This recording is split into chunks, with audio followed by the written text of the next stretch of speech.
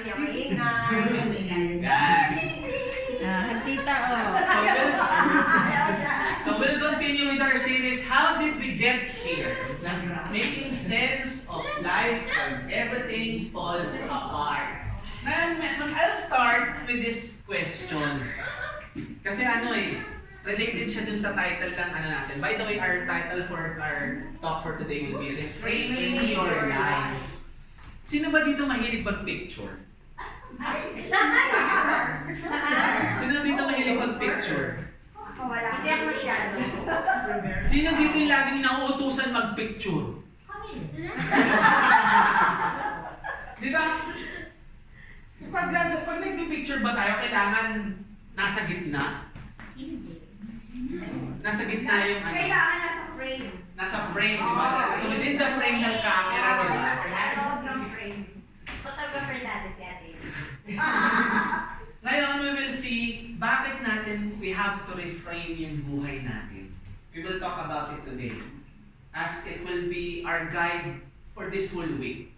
Then for sure, for some of us, marami tayong pinagdadaanan. Hindi na, for sure. That's for sure. Hanggang ngayon naman, di ba last week we talked about the baggages na we had an agreement na we will limit sa hand carry limit lang natin na 7 kg.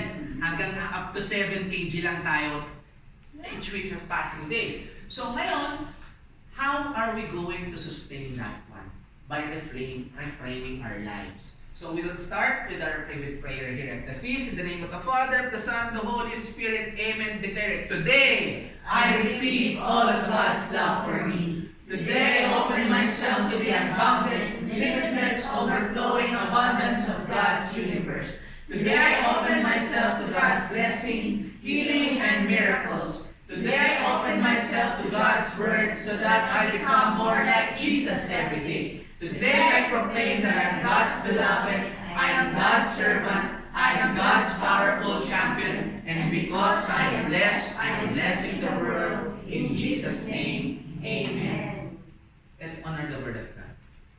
Thy word is the lamp unto my feet, and the light unto my path. We will focus today, isa siyang very familiar verse dahil naka-imprint yan sa huling t-shirt natin. Kung napansin niyo yung verse ng t-shirt natin. Let's read.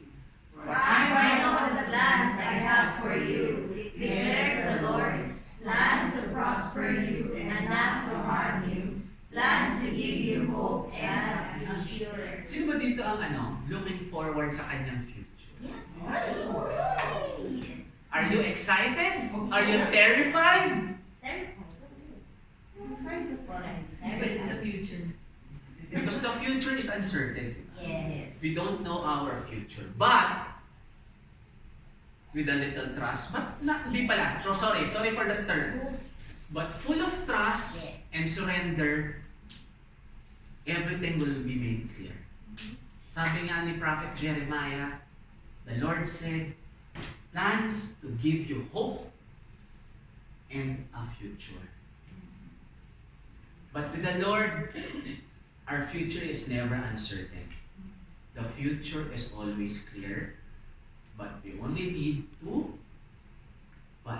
open our hearts, open our ears, and listen to what has God commanded to us. Amen? Amen. Let's honor the word of God.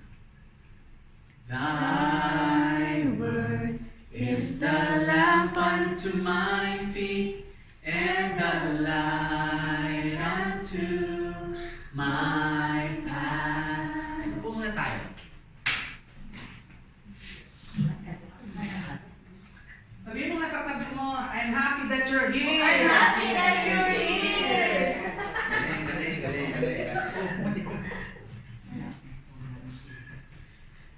Maniniwala ba kayo? Sino dito mahilig magplano? Ay, Lalo na sa mga lakad. Ay, hindi ako. Sisiswing niya ako. Kasi merong sa mga lakad, merong nagpaplano, merong taga-aya. Sisiswing pala talaga. eh. Meron, di ba? Hindi siya pwedeng magsama sa dalawa. Kasi ang taga-aya, taga-buyo. Wait, alam ko sama ka. Afraid. O kaya minsan, may iba pa dyan. Uy, di ba minsan pala meron dyan, wait, tara punta tayo sa ganito. Di ba ako nakakapunta sa ganito? Punta tayo. Tapos meron pang isang third type ng tao sa mga lakad. Ask me what? What? Yung kalad-karin. Yung kalad-karin. Kumbaga, si taga-aya, tara punta tayo. Sige. Sige. Sino magpaplano? Nandun ngayon si planner. Ngayon, would you believe that God is your planner? Yes. Because God is a planner and He plans for our prosperity. Pag sinabi man natin prosperity, ano siya? Kasaganahan. Gusto niyang maging masagana tayo. Regardless pa kung ano pinagdadaanan natin ngayon. Kasi, in a way, in my opinion, kung ano yung pinagdadaanan mo ngayon, kasama yan sa plano niya. Why? Kasi gusto niya tayong mag-grow. Kung whatever thing that we're encountering right now, kung ano man ang pinagdadaanan natin ngayon, it's always part of His plan. Kasi nga, we want to prosper. If we want to prosper, we want to have peace. Shalom is another term for peace. When you prosper, there is peace. Ngayon ba dito, sino nakakaramdam ng peace kahit papano? Not totally, let's be realistic. Lahat naman tayo dito, we're not that. Hindi naman tayo talaga peaceful pa eh. Sabi ko nga, meron tayong 7 kg na binibitbit every week. And that 7 kg is the one that, not that hindrance, but it's an obstacle for us to capture that ultimate peace. Sabi mo nga sa katabi mo, shalom. Shalom. Shalom. Prosper is shalom. Prosper is shalom. When you say shalom, actually, it's another term for peace. Kaya nga sabi, di ba, shalom Israel. Peace for Israel. But when you have peace, you also have prosperity. Ngayon, God has plans for your shalom. See? Lahat naman tayo dito, when we pick up our baggage every day, when we go to our work, sabihin naman natin, ay, ito na naman yung mga customer ko. Lord, tulungan mo ako. Na hindi ko ibato yung keyboard ko. Hindi ko ipalo yung wali sa amo ko. Hindi ko ibato yung mouse ko. Yung mga tumatawa, meaning may mga ganyan pumapasok sa isip natin, no? May mga tumatawa eh. That means, pumapasok naman sa isip natin, but yet God is planning for your prosperity. Di ba? May narinig pa ako nagkwento sa inyo dati na bago mo po naupuan, Lord, tulungan niyo ako, hindi ko siya kaya. Peace. Kalma muna. Kasi yung minsan talaga sa buhay natin, meron talaga mga nakakainis eh. May mga pang-inis. Sino dito nakaka-encounter ng everyday? Me.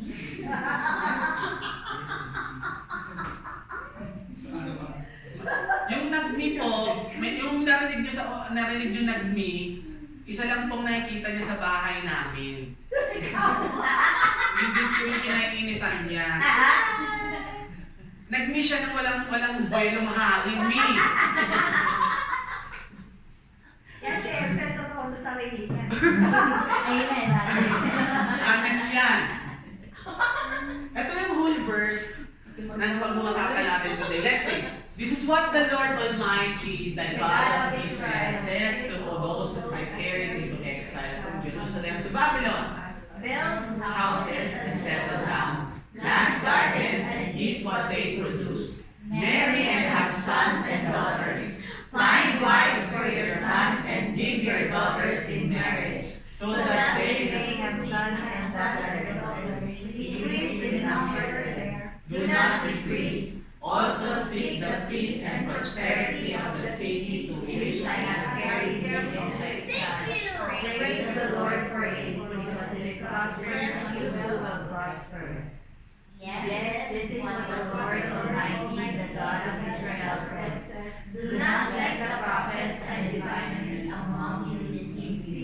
Do not listen to the dreams you encourage them to have. They are prophesying lies to you in my name. I have not sent them, declares the Lord.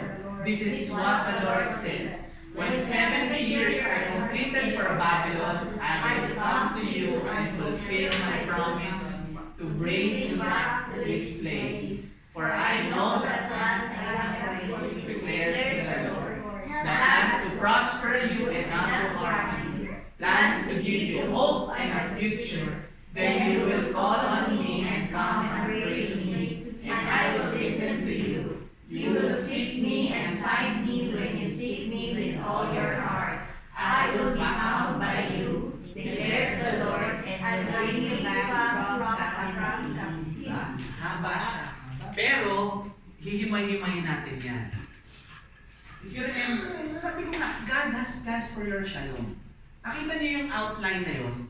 From verse 4 to 14, nireveal na ni Lord kung ano yung gusto niyong gawin para sa Israel. Despite na wala sila sa hometown nila, sabi niya, magbuo kayo ng bahay, magparami kayo. Paano parami? Magparami pa rin, huwag kayo magbabawas. In 70 years, babalikan ko kayo. Bakit kaya? May significance ang 70. Alam niyo ba? Remember, when Peter asks, paano po ba magpatawad? Sabi niya, do I have to forgive that person 7 times? No. Jesus said, 70 times 7 times. So how many? 490 times. 490 times, di ba? But God is already planning your shalom. Because, yun nga, dun sa verses 4 to 14, makikita natin, how did God reframe yung buong sitwasyon ng Israel? And how it will apply to us. Number 1, before pala yun, meron lang ako example. Di ba, inask ko sino mahilig mag-picture? Makikita nyo, di ba? Yung picture natin dyan, wala siya sa gitna. Ba't nakakatawa? Kasi di mo alam saan magtuturo Kasi, eh. Hindi ko na alam kung saan ko kayo pababalingin. Tingnan niyo yung picture. Wala siya sa gitna. Pero nasa loob ng frame. Pero nasa loob ng frame. But, when God takes a picture, hindi ganyan. Lahat walang putol. Lahat kasama. Isipin natin mga kapatid, ganyan tayo. Lahat tayo nasa buong picture ni Lord. Hindi yan walang mapuputol sa atin. Hindi lang malaking noon natin yung nasasama sa picture. Buo tayong kasama. This is how we will reframe. Reframe the shot. Retake it. Kung sa tingin mo wala sa gitna ang nangyayari natin sa buhay natin, let's reframe our mindset. Kasi sa buhay natin minsan, again, may blinders tayo. Kung ano man nakikita natin sa gitna, hindi yan ang totoong gitna. It's not the true center, mga kapatid. Kailangan Malawak. Broad ang vision natin sa lahat para makita mong nasa gitna. Ako hindi ko alam kung nasa gitna ako. But we have to reframe everything. Reframing is a core skill of champions. Paano ko nasabi yun? When you reframe your mindset, meaning you're not content with the one that you're planning. Because reframing, sometimes it needs a reset.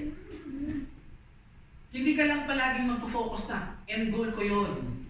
Gusto ko to, gusto kong i-reach yun. And what if that goal, mas mapapadali pala if nag-step back ka and titingnan mo ngayon yung paligid mo, kung paano mo ngayon siya ma-atim. Sa buhay kasi natin mga kapatid, kailangan, gusto natin instant, may mga microwaves. Pagkain pa lang, may microwave tayo, instant init, instant noodles, ayaw natin magluto. Ano pa ba mga instant ngayon? Mga 3-in-1 coffee, for example. Minsan, the rush na pagiging complete sa pagiging pagkaka-receive ng end goal, nakakalimutan natin yung quality nawawala, yung health, for example, sa pagkain na lang, health benefits nawawala. Samantalang dati, Samantalang dati, magluluto, lokal. all healthy, no chemicals, all organic, di ba? Ba't naman nagkaroon ng instant Sa instant eh. Ba't naman tayo nagkaroon ng instant cam? Digital na ang karma. But again, mga kapatid, if you want to reach a certain goal, and medyo nawawala tayo, I advise, you stop, take a breath, step back, think, and broaden your vision. It's not always the straight line is best. Sabi nga nila. Imagine niyo kung sino ba dito nakapag-Baguio na? Diba? Wala, lagi yan. Diba? Ang Baguio, walang straight line. Ang Cannon Road, pasigsag. Kasi, pag in-straight line mo ang bundok ng Cannon Road, matarik. Mas mahirap. Pag sa Cannon, mapapansin nyo, dahan-dahan. Slowly but surely. Kasi pag diniretso mo ang end goal mo, yes, nandun ka. Eh paano pag nabitin ka malapit sa summit? Hindi, babaksak ka pa. Ganon din tayo sa mga goals natin, mga kapatid. Sa buhay din natin. It's not always good to look at a straight line. Sometimes, sabi nga, redirection and rejections. All of these are essentials. Rejections are just redirections. Redirections na hindi natin matanggap na kailangan natin tanggapin. Oo nga. Kasi minsan, let's face it, ang rejection masakit. Oo naman. Masakit talaga ma-reject. Meron na naman, tsyung, may natatamaan na naman. Rejections are hard, rejections hurt. Yes. Pero, Matututo ka doon. rejections can teach you something. Rejections can make you better. But, most importantly, again, I cannot stress this enough. Rejection can redirect you to something better. Nilayo ka ni Lord. Kumbaga, hindi ka dyan. Bawal ka dyan. Kung sa tingin mo okay dyan, sa tingin mo nandyan ang shalom mo, hindi. Dito ka. Yes. Dapat sa kabila. Sa kabila ka. Dapat hanggang pala desisyon. Dito ka. Makinig ka sa akin, sabi ni Lord. Dito ka. Hindi ka pupunta doon. Hindi ka nararapat dyan. Sorry, Lord. Ano po ako sa...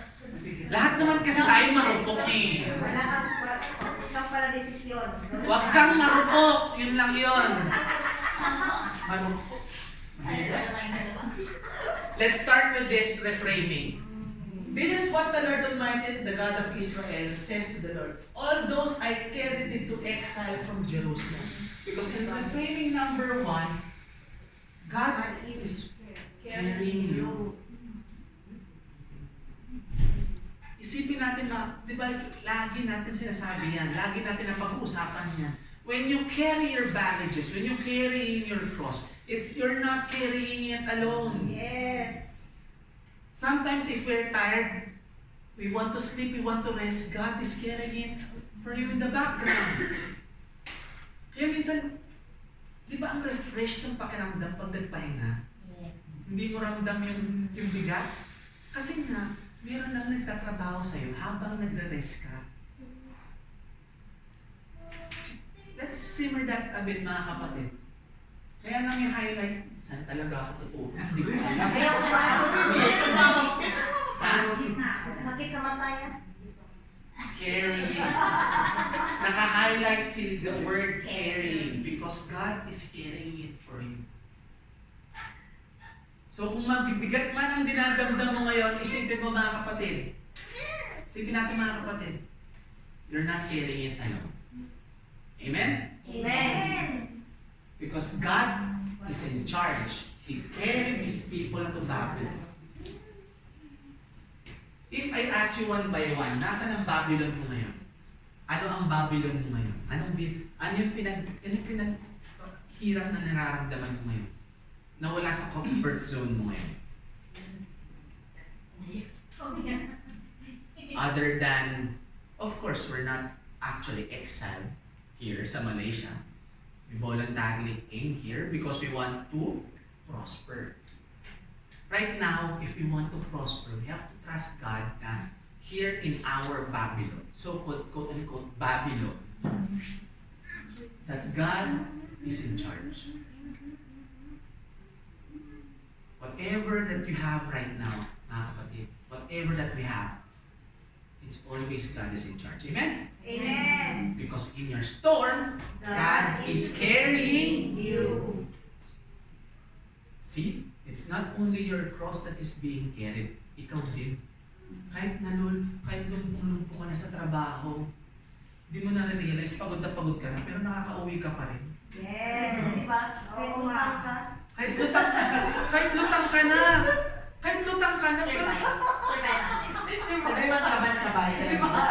minsan, di ba na-experience mo na yun? Sa sobrang pagod, pag umuumag ka na, may mga idlip ako, nahimasmas ka, pag himasmas mo, Hindi siya dyan na. bababa na pala ako ng train. Makarating na pala ako sa napupunta ako, nandito na ako. Tapos, isipin natin mga kapatid, in that simple reality, God is already carrying you. Yes. Paano pa kaya sa ibang bagay? Diba? Oo nga. Next. Let's go to the next. Build houses and settle down, Plant plant gardens and eat what they produce. Marry and have sons and daughters. Find wives for your sons and And give your daughters in marriage, so that they Yeah. may have Sons and daughters, increase in numbers and do not decrease. Reframing their plan. Number 2. They prosper in Babylon. How? Imbis na mag-book, sabi ni Lord, imbis na mag-book mo kayo dyan, na alam niyong wala kayo sa sarili niyong lugar, magpakarami kayo. But in our way, if we want to attach it in our reality right now, nandito tayo ngayon. Yan sa paligid mo. Nagpapaka-prosper tayo, nagpapakarami tayo in this community. Yes. I remember when I asked, nung inask ko kayo, I think last week or 2 weeks ago, bakit kayo napunta sa peace? Because it's a community. We never want, as social beings, we don't want to be isolated. Diba? Ayaw natin ng pagiging alone. But yet, we found our place here in this community. This is how we prosper in our Babylon, so-called Babylon. Here in this lovely community that we have. This is how we want to reframe our plans here. Hindi lang tayo puro trabaho. Ano yung sinasabi? Sinasabi nyo lagi sa akin, alipin ng ano. Hindi dapat lagi tayong ganun. We have to prosper in our way. We have each other. Tingnan yung katabi nyo. Oh. Hindi mo siya mukhang kasyalong-syalong. Kasi nagdala natin ng gulo. Diba? In this place, God calls us to be the light of the world and salt of the earth, to be His representative in this messed up world. Kaya nga, that's why we're here. Believe it or not, in your way, we are all missionaries. We carry the good news wherever we go. True. Kaya minsan, di ba, sabi natin, kung saan man tayo magpunta, pag-aya tayo, ayain natin. Because in our way, this is how we spread. This is how we expand the Lord's kingdom. Being the light, being ilaw, salt being the flavor sa mga kapatid natin na medyo matabang ang buhay. Sino ba dito ang ano na? May na-experience na gano'n? Medyo matabang ang pamumuhay. Walang, Dati. yung, kunyari kakalapag mo pa lang dito. Yung mga, naalala niyo pa ba yung first day niyo na dumating kayo dito? Scary. Takot ako. Di ba na? Ikaw sa kakalipan ko. Nung first day ko nga dito, parang, kasi, ito experience ko. Before, sabi kasi ni Mami Ensel, iba ang treatment ng expat sa atin. So, may mga taga-sundo, ganyan, eklat. Ako na yung papunta rito, isa lang ang sumundo, taxi driver. Yung employer ko, hindi pa ako sinundo kinabukasan. Kasi wala talaga akong alam. Akala ko, all grande, ganyan, kasi expat daw, ganon. Parang day 1 pa lang, nasira na kagad yung expectations ko.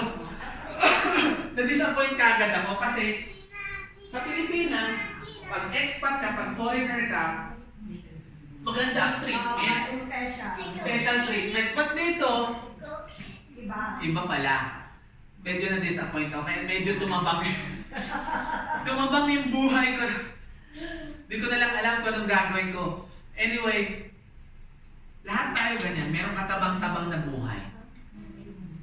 But, sabi nga, napag-usapan nga natin before, it's up to ourselves in each other on how we put flavor on each and every aspect of our lives. Kasi kung kumpleto tayo as we're perfect as we become, walang kwenta. Kailangan may konti pagkukulang. Kunwari, si Hannah, kailangan niya si John, or vice versa. We need each other to complement each other's flavors. Amen? Next, in Jeremiah, uses the Genesis language, be fruitful and increase in numbers. Kasi in the garden itself, ilan lang ba tao noon in Genesis? Dalawa lang si Ebat Adan. But what did God command them? Magpakarami kayo. Kaya number 3, reframing their location. Your Babylon is my garden. Sabi ko nga, if we're talking about so-called Babylon in our lives, we're here in Malaysia. Hindi ito yung comfort zone natin. But we seek comfort. How? When we reframe ourselves. How? When we grow in our community. Sabi nga dito, wherever you are, God is with you. Where God is, there is God's garden. Tingin mo nga yung katabi mo, karapat-dapat ba siya nasa garden? O karapat-dapat siya nasa ilalim ng lupa? Joke!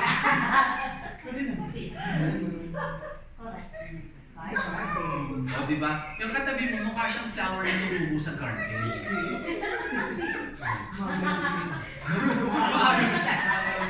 Maaga lang napitas.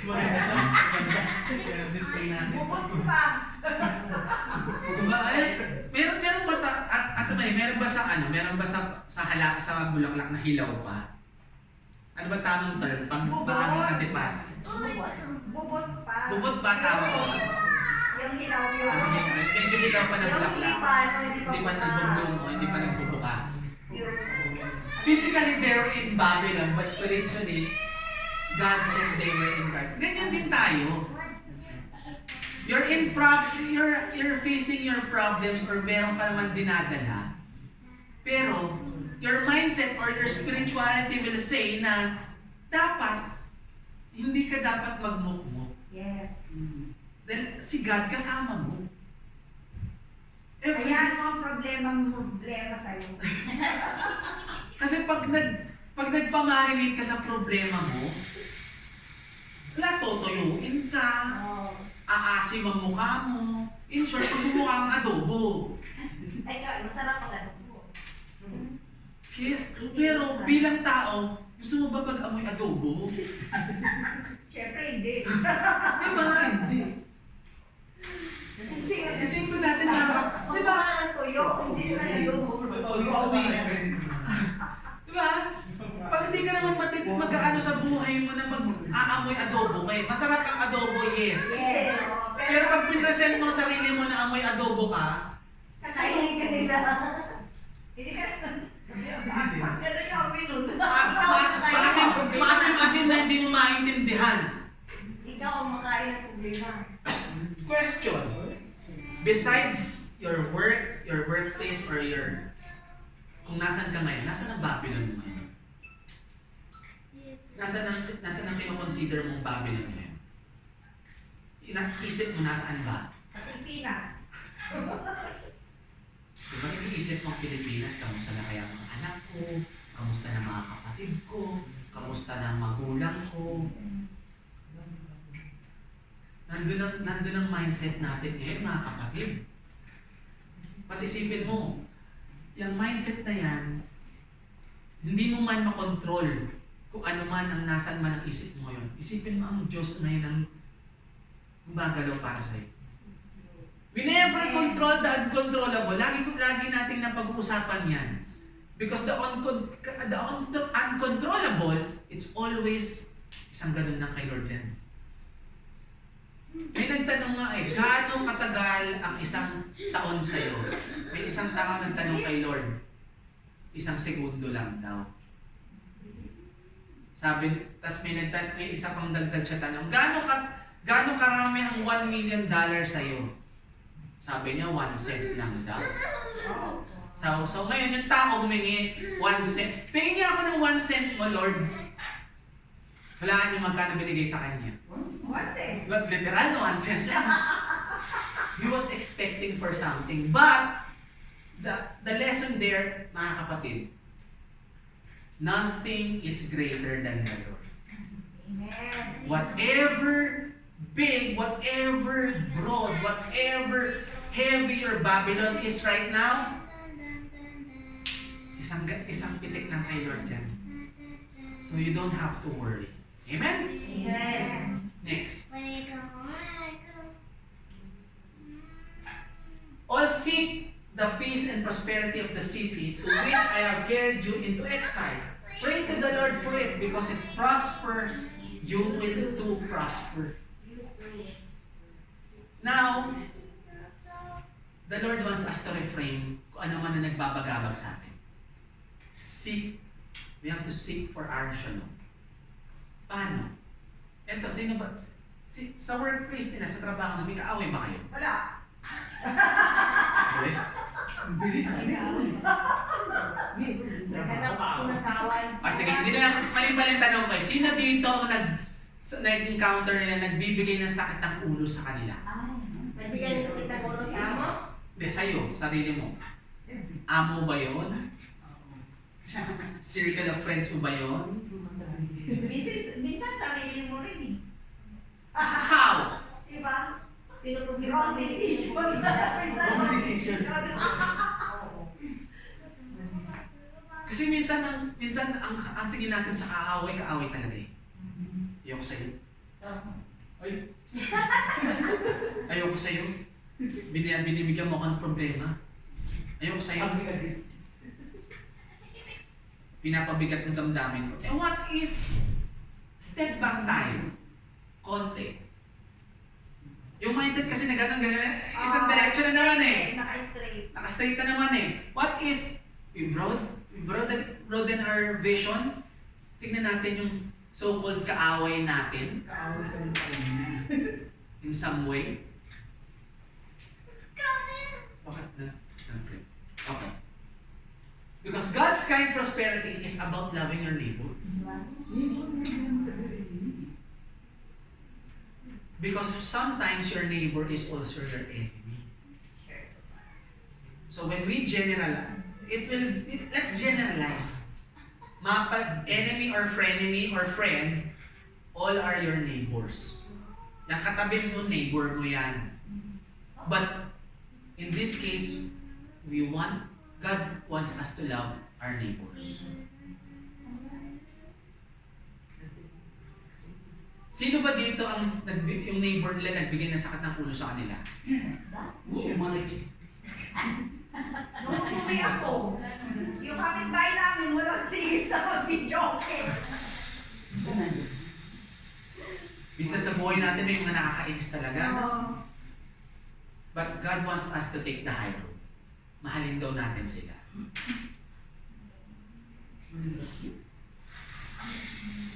Lahat naman sa bagay natin walang madali. Yes. You think when he carried his cross up to the mountain, madali? Ilang beses ba siya bumagsak? Iba 3? Oh. Tapos meron pa dapat sa kanyang tumulong na isa sa pagbuhat ng krus niya. Ganyan din tayo mga kapatid. When we encounter our neighbors, it's always gonna be hard. Babagsak at maraming beses ka babagsak. Bangon lang. Ha? Bangon lang. Babangon ka lang, yes. Sa mga barangay. But it will never be something like that. Okay?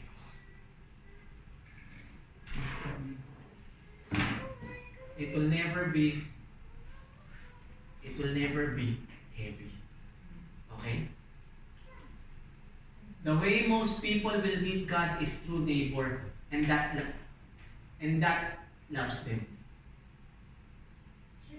Kaya ikaw na mismo magmahal sa neighbor mo.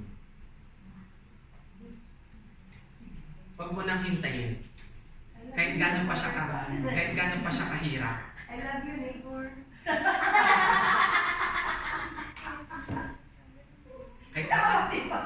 Kahit gaano pa kahirap mahalin ang iyong neighbor, mahalin ang neighbor. Welcome, stress. Next, do not let the prophets and diviners among you deceive you. Do not listen to the dreams you encourage them to have. They are prophesying lies to you in my name. I have not sent them, declares the Lord. Reframing their action. Don't wait, just do. Sino dito mahilig maghintay? Mag-procrastinate? Na, sabi ko, di ba meron dito, sabi pa, magda-diet na ako. Basta lang? Mahirap? Mahirap no? Mag-exercise na ako. Bukas na lang. Bukas na lang. Don't wait, we just do it. Gawin lang natin kasi within 2 years, sabi nga ni Jeremiah, within 2 years I will bring back all the others exiled from Judah and went to Babylon, declares the Lord. For I will break the yoke of the king of Babylon. Minsan nga sa buhay natin, wala ako. Because minsan kasi sa buhay natin, maraming mga balita. But not all messages are positive. Mahirap tanggapin.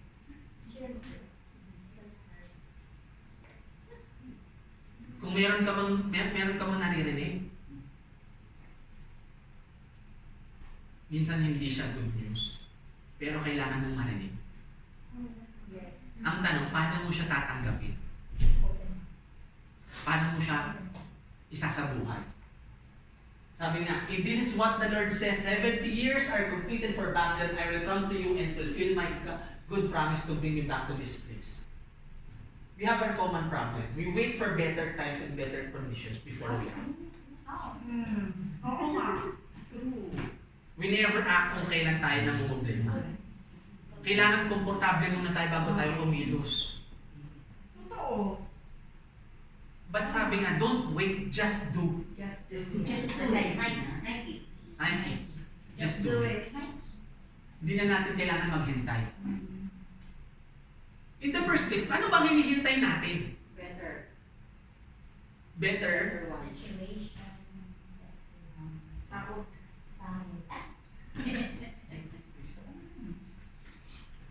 Better time. God's ending. Then I will call you on me, and come and pray to me. I will listen to you and you will seek me and find me. When you seek me with all your heart, I will be found by you, declares the Lord, and will bring you back from captivity. God's purpose for the exile was to bring His people not to their geographical home, but their spiritual home. God is here. We are suffering right now because God wants us back. Hindi dahil pinapahirapan niya tayo. Dahil God wants us to be dependent to Him. Kasi minsan, we're too comfortable and sometimes nakakalimot tayo. Saka lang makaalala Pag nakakailangan na. But here today, mga kapatid, in your life, kailangan natin bumalik. And that's why Jesus came to this world. Kailangan natin bumalik sa Diyos, mga kapatid. God turned their ugliest weapon into our greatest blessing. Ito yun. Ito ang ultimate weapon ng mga Romans before, yung cross. Ang mga Israelites na pahiya nung in-exile sila. The exile. Ang Jews na pahiya, ang mga tayo, na-release ang napahiya ang bad things natin because of that cross. Because it was our ultimate blessing.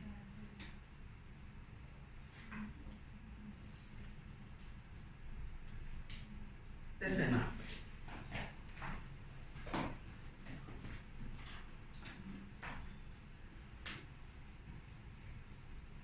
In our life, we fail to face the truth na we always find comfort on every way.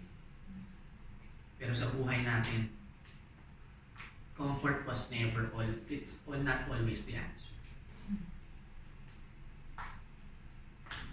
We encounter baggages, we encounter problems every day, but the truth is, it's there for us para matuto, mabuhay, and malaman natin na we always have to surrender and trust God in everything that we do. Let's close our eyes, bow our heads. Lord, we are here. Thank you for reframing our thoughts. Thank you for enlightening us na despite of our Babylons that we encounter in our life, you're still there, carrying us, reframing us, na hindi lahat ng paghihirap, hindi lahat ng problema is masama. It's just there for us, calling us to be with you. Every day, we encounter this. But for our pride, we never encounter you. Teach us to be humble, O Lord. Bless us with your grace na every day we lean onto you, no matter good or bad, that we always count on you in our life. That we never fear or di kami matatakot na laging sumango sa iyo. Because of you, nandito kami ngayon. Because of you, we're standing. Sana Lord, sa mga susunod na araw, sa mga darating na araw, hindi na kami matakot na lumapit sa iyo. Because Lord, you are our God. You are our Father and you are our provider. You are the Lord na magbibigay sa amin ng buhay araw-araw. And we thank you and we never thank you enough that giving us this blessing every day and giving this chance every day. And this we pray in Jesus' name. Amen.